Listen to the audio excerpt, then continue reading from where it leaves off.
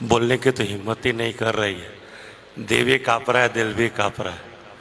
आप लोगों का भी काँपता होगा न। मेहनत, भाई जी ने कहा मेहनत की है। सही बताऊं तो मेहनत क्या होता है मैं जानता ही नहीं, क्योंकि मैं अपने घर का सबसे कामचोर आदमी हूँ। इतना बड़ा कामचोर हूँ कि मेरी माँ भी मुझसे दुखी है, मेरे बाबूजी भी मुझसे दुखी है। और जिसके घर में कामचोर हूँ, मेहनत क्या करेगा। हाँ, एक चीज़ है कि मुझे जिसने कहा शिव को गुरु बनाओ, बड़ी मेहनत लगी उसको मुझे शिव शिष्य बनाने में।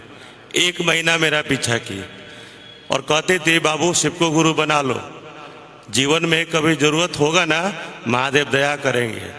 तो भी नहीं माना। फिर कहती थी अगर तुमको लगता है शिव को गुरु बनाने से कुछ नहीं होता है तो आजमा के देख लेना। तब भी नहीं लगा, बहुत पीछे पड़ गए। दुखी होके मैंने भगवान शिव को गुरु माना, बहुत दुखी होके। या यूँ कह लीजिए, उस गुरु बान से पीछा छुड़ाने के लिए मैंने भगवान को शिव को गुरु माना। किसी तरह यह मेरे पीछा छोड़ गए। लेकिन सच कहूँ, उसने एक बात और कही कि साहब के बारे में बहुत बोलती थी। और उसमें मैं कहता था कौन साहब, कैसे साहब। जब वो साहब बोलती थी ना तो मुझे अंदर से गुस्सा आता था कि साहब कर रही है, शिव को गुरु बना लो। क्योंकि बाबाओं के बारे में मैंने सुना, टीवी पर देखा, गली गली सुनता था तो मुझे चिढ़ होती थी। जैसे ही साहब बोलते थे तो मेरे को गुस्सा आता था। और आज मैं बताऊं, आयोजन होता है, महोत्सव होता है। सच बताऊं तो एक कुर्सी पर साहब का शरीर नहीं दिखता तो शरीर में कंपन होती है। शिव गुरु है, मैंने भगवान शिव को गुरु माना, लेकिन साहब को देखा। आज मेरी माँ घर में है। अगर मैं माँ को माँ कहने लायक हूं या घर जाता हूं तो माँ की तस्वीर देखता हूं, तब समझ में आता है कि सही में साहब नहीं होते हैं तो मैं बेमाँ का हो जाता। आज मैं जिंदा हूं, आज मैं चल रहा हूं, मेरी सांसें हैं, तो लगता है कि साहब नहीं होते तो मेरा क्या होता। मैं बोल नहीं सकता हूं, लेकिन आज ये निगाहें सच में साहब को ढूंढती है। हर तरफ साहब को मन कर क्या बताऊं।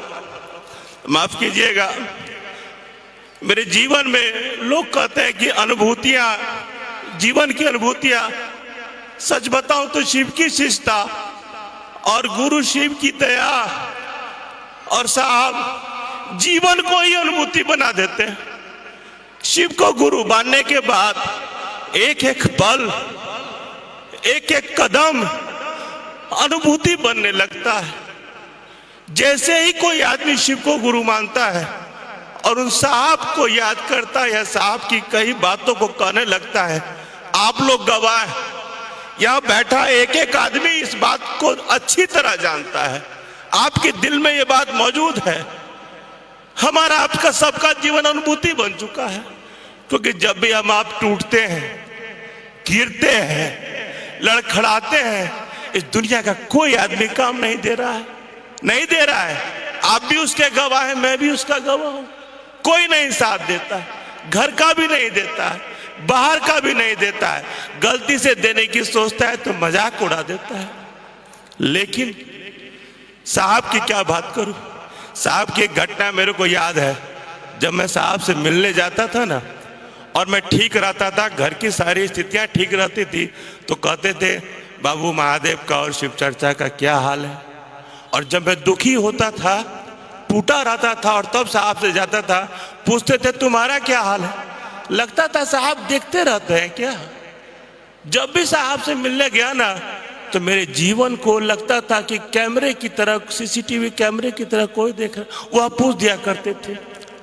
सच बताओ तो महादेव को मैंने देखा नहीं। महादेव को फोटो में देखा, मंदिरों के शिवलिंग को देखा। सही मायने में साहब को देख के लगा महादेव भी ऐसे होते होंगे क्या।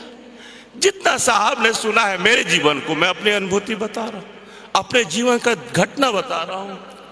आज मेरी एक एक सांस, अगर मेरा कोई परिवार है, या मैं माँ कहूं या बाबूजी कहूं या पत्नी कहूं या बेटा कहूं या बेटी कहूं, अगर कोई है, अगर मेरे जीवन में मैं चीफ जस्टिस नहीं होता, किसी ने मुझे चीफ जस्टिस नहीं बनाया होता, और साहब का वो प्यार, साहब का वो दुलार,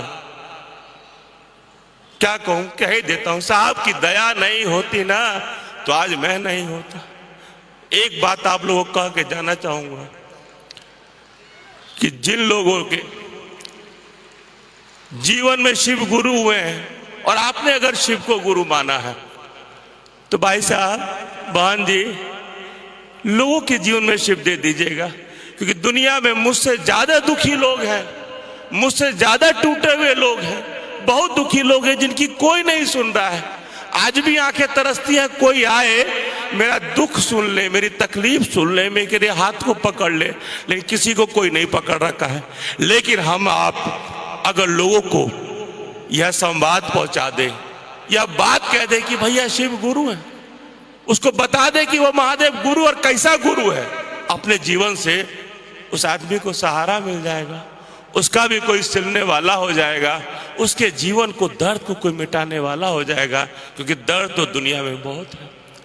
दीदी बैठी हैं आपके बगल में, आप देख रहे हैं दीदी को, साहब शरीर में नहीं है, आदमी हूं, आदत पड़ गई है साहब की, हर जगह ढूंढता हूं, कभी कभी लगता है किससे बतियाऊं, आज मैं उलझन में फंस जाता हूं, दिमाग बहुत खराब हो जाता है, बहुत कुछ हो जाता है, तो डरते डरते दीदी से बात कर लेता हूं ना, लगता है दिमाग को ताकत मिल गई है, शरीर को बल मिल गया है।